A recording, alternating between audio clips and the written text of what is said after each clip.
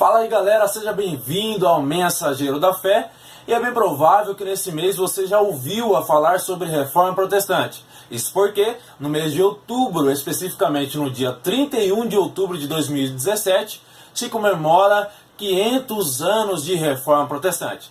Se você se interessa por este assunto, que é um marco na história do protestantismo e do cristianismo, fique aí que no vídeo de hoje nós estamos em reforma.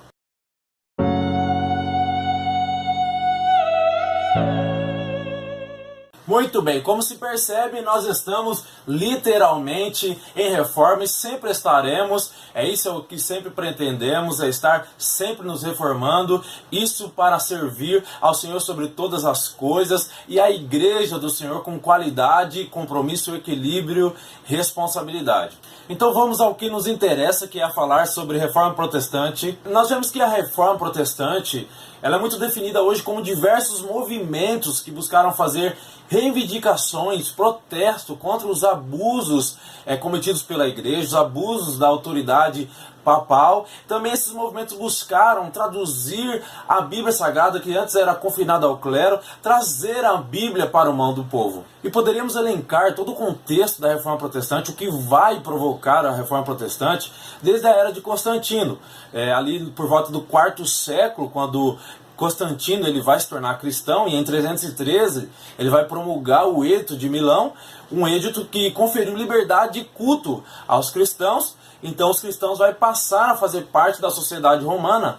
Isso porque o império da época era o Império Romano, que até então era averso ao cristianismo. A partir daí, galera, não demorou para que o cristianismo se tornasse a religião oficial do Estado. Era o início do que se convencionou de chamar de Igreja Católica Romana. Uma igreja que a princípio era formada pelas classes baixas da sociedade, agora foi abrindo espaço para as classes mais altas da sociedade, a aristocracia.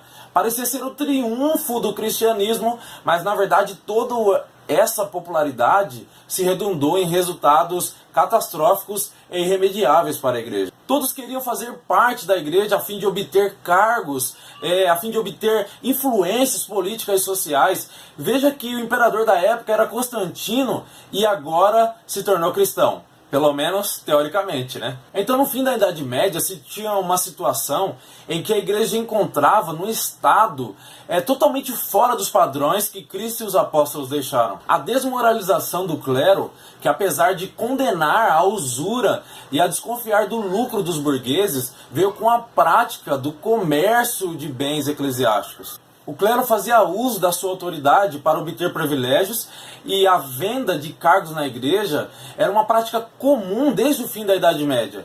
Embriaguez e adultério era também muito comum entre eles. A condição moral da igreja era realmente alarmante. A corrupção foi se promovendo de uma tal forma que, para você ter uma ideia, a Trindade não era mais o único objeto de culto. Maria e outros santos tomaram o lugar de adoração no culto. As peregrinações conferiam graça aos fiéis e a missa substituiu o culto e a ceia do Senhor. E o maior escândalo foi a venda indiscriminada de indulgências, isto é, o perdão dos pecados em troca de pagamento em dinheiro a religiosos. Indulgência, então, era uma carta ou um documento que outorgava o perdão. E quanto maior a classificação do pecado, maior tinha o poder da indulgência. Isso para poder aplacar aquele pecado, e por isso custava mais caro.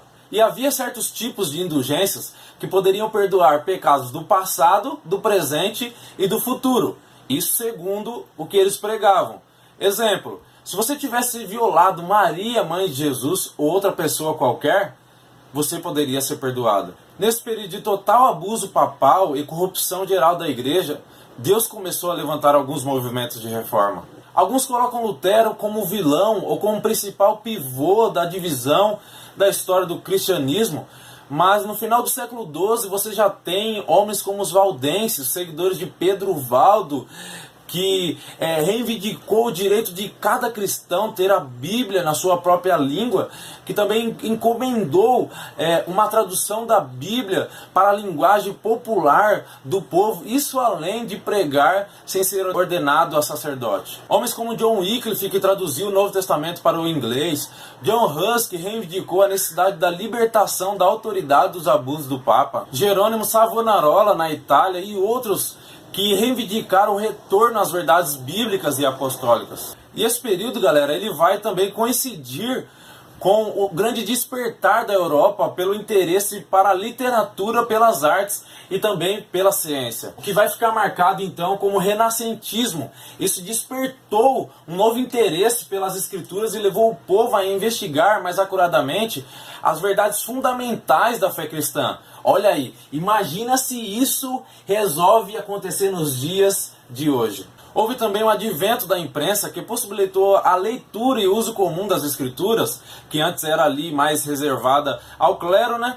E isso incentivou a tradução e a livre circulação da Bíblia em todos os idiomas da Europa. E na época de Lutero, as indulgências, ela tinham um papel muito claro. Ou seja, de arrecadar fundos para a construção da Basílica ou Catedral de São Pedro em Roma. Porque o Papa Leão X, ele vai ordenar Alberto Brandemburgo para forjar pregadores capazes de persuadir o povo a comprar as indulgências. Olha a ousadia desse homem. E aí que entra em cena Johann Tetzel, ou John Tetzel. É a ele que é atribuída aquela famosa frase: cada moeda aqui no cofre tilintar, uma alma do purgatório se salvará. Um hábil e persuasivo pregador percorrendo toda a Alemanha vendendo indulgências. Lutero então fica indignado com esses falsos ensinamentos e com o declínio moral dos religiosos da cidade de Roma, e então em 31 de outubro de 1517, Lutero vai fixar as suas 95 teses na catedral, na porta da Catedral de Wittenberg, denunciando esses abusos da igreja, o que ficou na verdade conhecido como o grito da reforma, o grande estopim da reforma protestante. Depois disso você tem homens também como Zwinglio e Calvino, que romperam definitivamente com Roma a fim de pregar um evangelho à parte dessa corrupção que havia na igreja. Zwinglio, por exemplo, vai questionar o jejum da quaresma e o celibato clerical, e Calvino, por sua vez, vai querer tornar Genebra uma cidade modelo para o protestantismo. Em 1520, galera, o Papa Leão X redigiu uma bula exigindo a retratação de Lutero. O que Lutero, por sua vez, vai lá e queimou a bula em público, o que agravou muito a sua situação.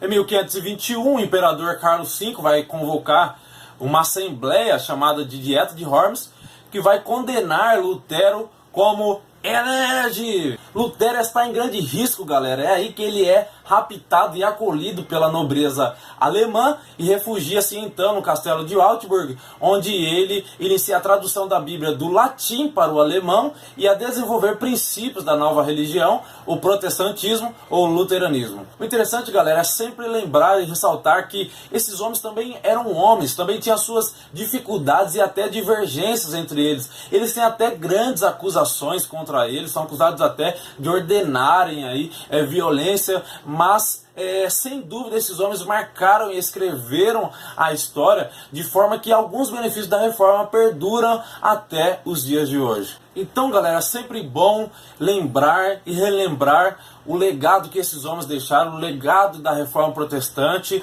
Com certeza, se hoje temos a Bíblia traduzida em nosso próprio idioma, se podemos evangelizar as nações, cada país em sua própria língua, é porque homens fizeram a história, homens não se acovardaram diante dos embates de sua época. Se hoje nós compreendemos melhor a doutrina da justificação pela fé, a doutrina do sacerdócio dos santos, é porque esses homens levantaram a bandeira do evangelho e disseram: voltemos às escrituras, voltemos às bases, pilares da fé cristã, e para isso o povo tem que ter a Bíblia na mão. E dessa forma, o nosso pedido é que Deus possa levantar homens e mulheres corajosos que possam abraçar a causa do Evangelho, e isso sob as expressões principalmente das doutrinas centrais do Evangelho, E eu quero te encorajar para que essa pessoa seja eu, seja você. Muito bem, então no vídeo de hoje uma introdução aí à Reforma Protestante. Mais adiante falaremos mais sobre o legado da Reforma Protestante, os 5 sola, que são os 5 pilares, ou 5 princípios ou fundamentos da Reforma Protestante. Reforma Protestante e Pentecostalismo e os seus desdobramentos. Muito bem, as artes são de Marcos Rodrigues, eu vou deixar aqui o link na descrição para vocês que se interessarem pelo trabalho dele. E também vou deixar aqui na descrição do vídeo as 95 teses que Martinho Lutero fixou na Catedral de Wittenberg. Vou fechar então com as teses 92 e 93 de Martinho Lutero, que diz: fora com os profetas que dizem paz, paz, quando não há paz. Bendito sejam os profetas que dizem ao povo de Cristo a cruz, quando não há cruz. Fique na paz, que Deus os abençoe na pessoa de Cristo Jesus, o nosso Senhor.